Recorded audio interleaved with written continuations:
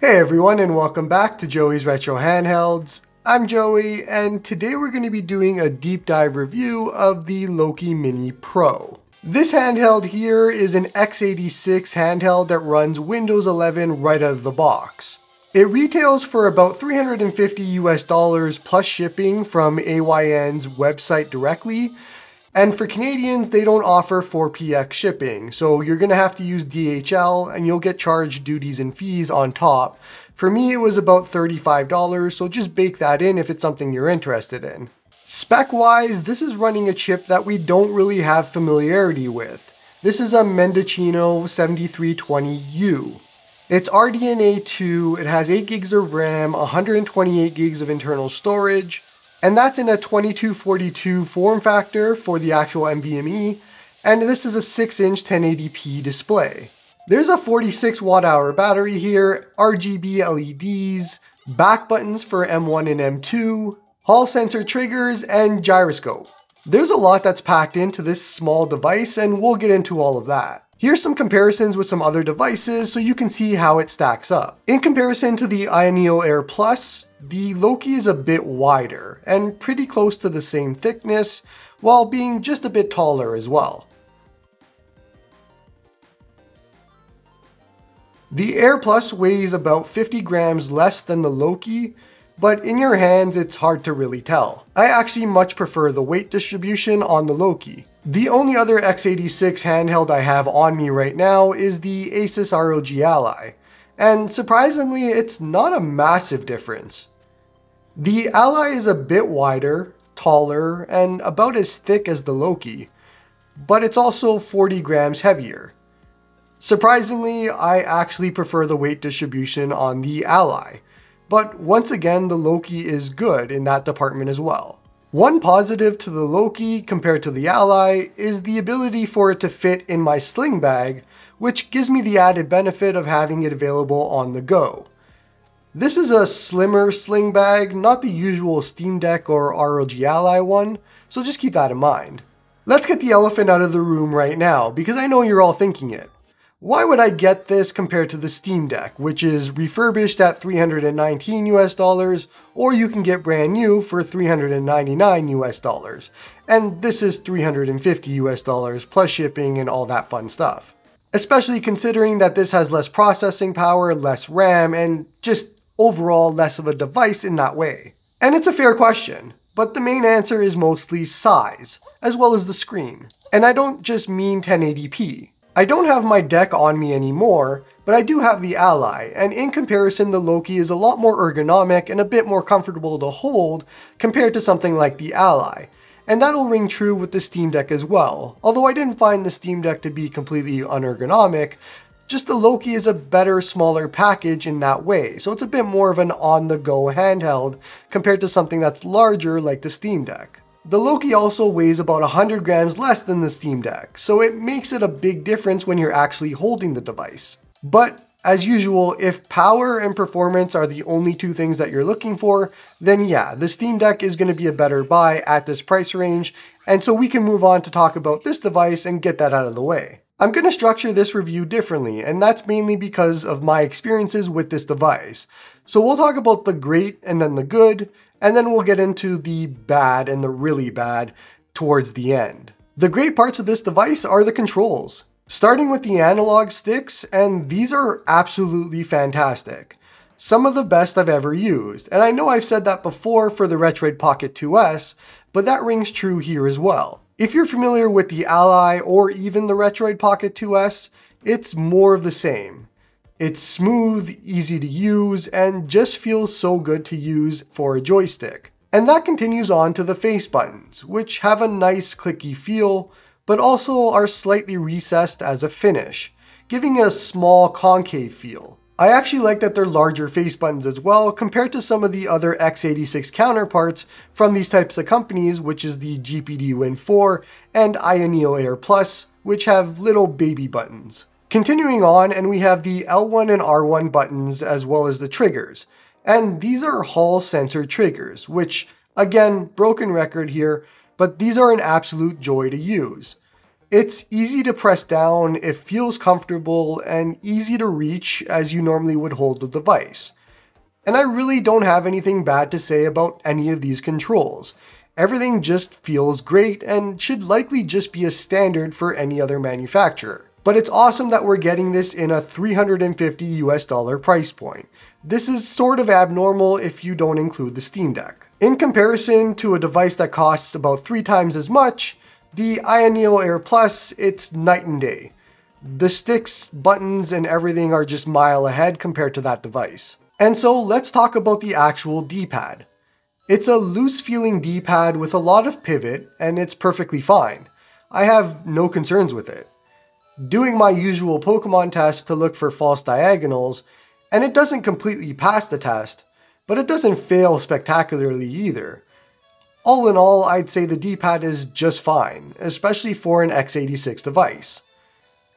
The other buttons on the front of the device for Start and Select, as well as Loki Control Center on the bottom right, and from what I can tell, I think the left is the Xbox Guide button. Then on the back, we have 2 back buttons which are not mappable. I've only used the one on the left to minimize applications, and I'm still not sure what the one on the right actually does. One thing you'll notice is we have front-firing speakers, and the audio sounds fantastic, so let's just have a quick listen.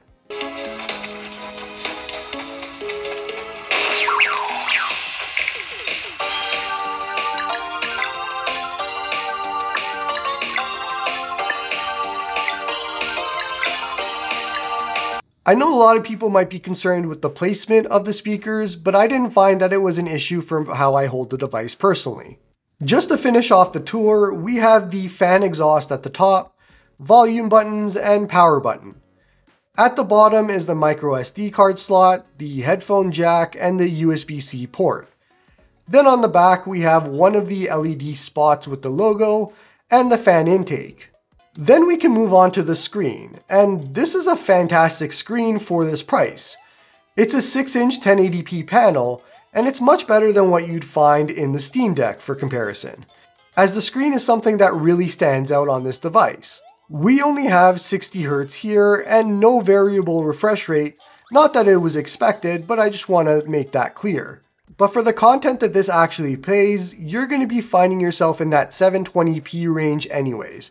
You won't get a lot of use out of 1080p. And let's talk about the good here. And I just mentioned it, but at 720p, you're going to have a really good time playing PlayStation 2, GameCube, Wii, and those types of systems. At that resolution, it's basically 60 frames throughout, and it's all running perfectly fine. Obviously, every system under GameCube, PlayStation 2, and Wii are going to run just fine as well. We're not going to show a lot of that today, but just keep that in mind that, yeah, no issues here playing N64, Super Nintendo, and all of that. As for actual PC games, this is an indie machine, so it's about what you would expect. Games like Dead Cells, Hades, Sea of Stars, and things like that are going to run just great here. And that's where I would see the use case being for this device. Exactly what I would pick it up for and what I would use it for, especially with the low power chip that we have here. On the opposite end, you're not going to have a good time running something like Starfield, Baldur's Gate, Armored Core, or any of the other major releases that are coming out nowadays. Modern games are just not going to run that good on this chip. And so that leads me into a bit of the bad. And it's not really a bad in the normal sense, but you have to know what the limit is of this device. And like I said before, it's going to be PlayStation 2, GameCube, Wii, and Indies. You're going to have mixed results with Wii U. Mario Kart 8 can run near full speed, and it could likely get to full speed with some tweaks, and same goes with Breath of the Wild, but we're pushing the device really hard here. This continues on into PlayStation 3, and I'm running Tales of Xillia here, and it should be one of the easier games to run on PlayStation 3, but we still aren't completely perfect, even outside of battles.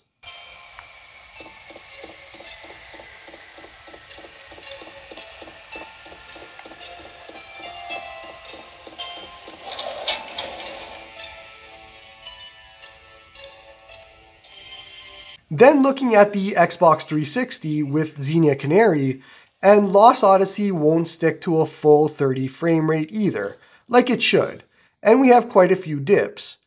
This is also with performance patches already applied. We thank you for a job well done.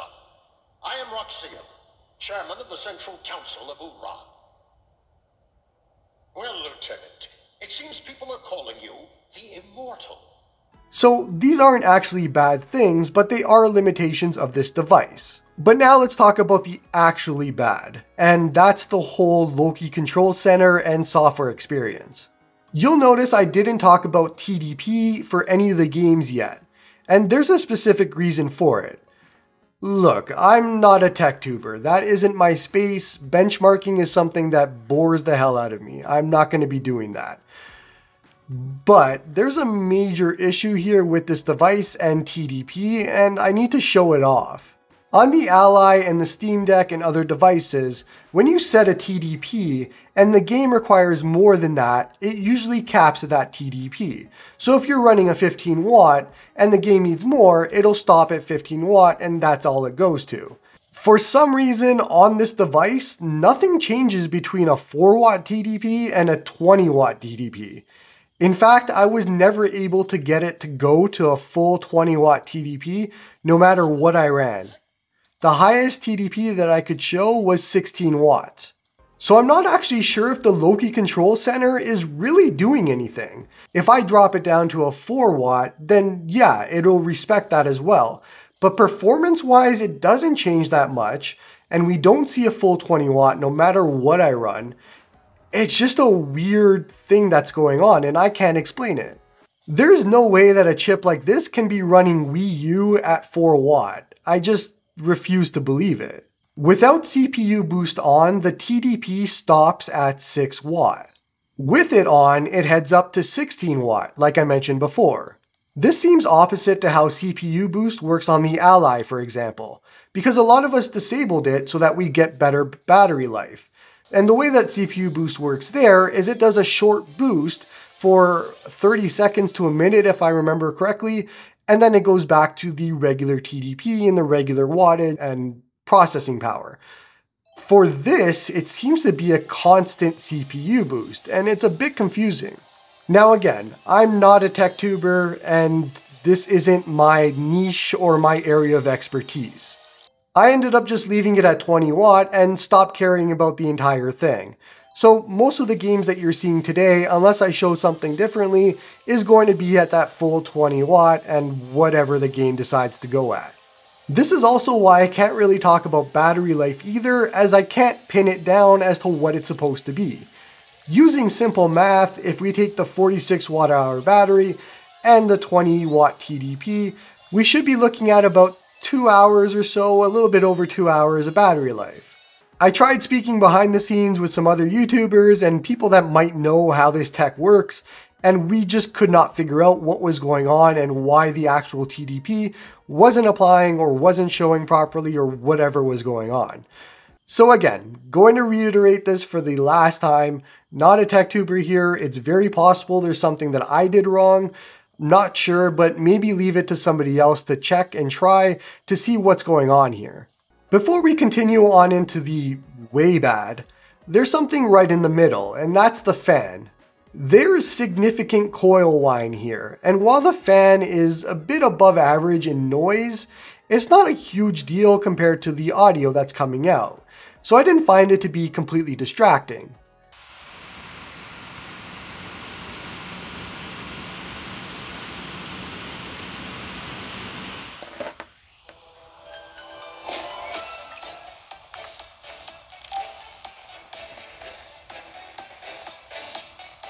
But if you're somebody completely susceptible to fan noise, then yeah, 100% you're going to have a problem here. But I still don't think it's as bad as something like the Steam Deck. Okay, let's continue on to the bad. And I'm just going to list all of my issues here in rapid fire. The screen gets exceptionally hot, like really, really hot. Normally, this wouldn't matter, but with how your thumb presses down on the right part of the D-pad, you touch the screen quite often and can feel that heat, and it's super hot. The Loki control center pops up only when it wants to. You push the button, pray to the Norse gods, and if they're awake, it shows up. It crashes often, and you have to manually open the program again to get it to work.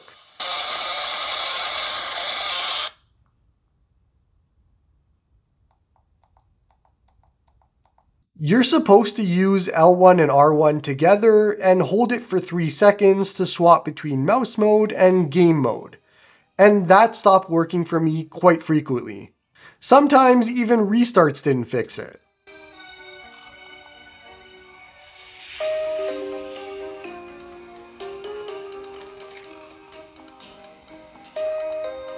On the login screen, before changing to auto logon, the keyboard would freeze and accept no inputs. You have to restart again. From sleep mode, from startup, doesn't matter, it locks up.